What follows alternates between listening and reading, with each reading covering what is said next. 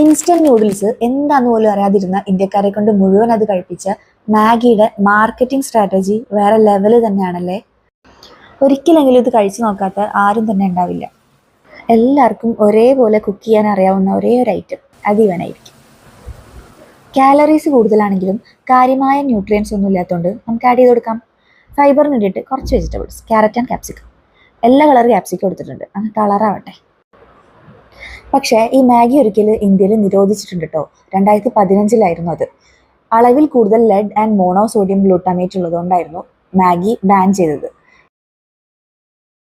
അന്ന് ഏകദേശം 30,000 tons of മാഗിയാണ് നെസ്ലേക്ക് നശിപ്പിച്ച് കളയേണ്ടി വന്നത്.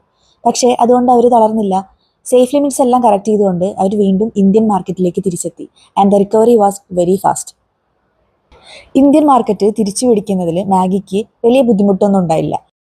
ഇന്ന് ഇന്ത്യയിലെ ഇൻസ്റ്റന്റ് നൂഡിൽസിന്റെ 60% മാർക്കറ്റ് കീഴടക്കിയിരിക്കുന്നത് മാഗിയാണ്. പെട്ടെന്ന് ഉണ്ടാക്കാൻ പറ്റുന്നതുകൊണ്ടും വയറ് നന്നായി ഫില്ലാവുന്നതുകൊണ്ടും മാഗി വളരെ പെട്ടെന്ന് പോപ്പുലറായി. ഇന്ത്യക്കാരുടെ ടേസ്റ്റ് ബഡ്സിനെ സാറ്റിസ്ഫൈ ചെയ്യുന്ന മസാല കൂടിയായപ്പോൾ മാഗിയുടെ പോപ്പുലാരിറ്റിക്ക് വേഗം കൂടി. പ്രോട്ടീന് വേണ്ടിയിട്ട് ഒരു എഗ്ഗ് കൂടി ആഡ് ചെയ്തിട്ട് കട്ട് ചെയ്ത് വെച്ചിട്ടുള്ള വെജിറ്റബിൾസും എഗ്ഗും മസാലയും പിന്നെ കുക്ക് ചെയ്ത നൂഡിൽസും കൂടി അങ്ങോട്ട് നന്നായിട്ട് അങ്ങ് മിക്സ് ചെയ്തെടുക്കുക. ഫൈനലി ചൂടോടെ അങ്ങോട്ട് കഴിക്കുക.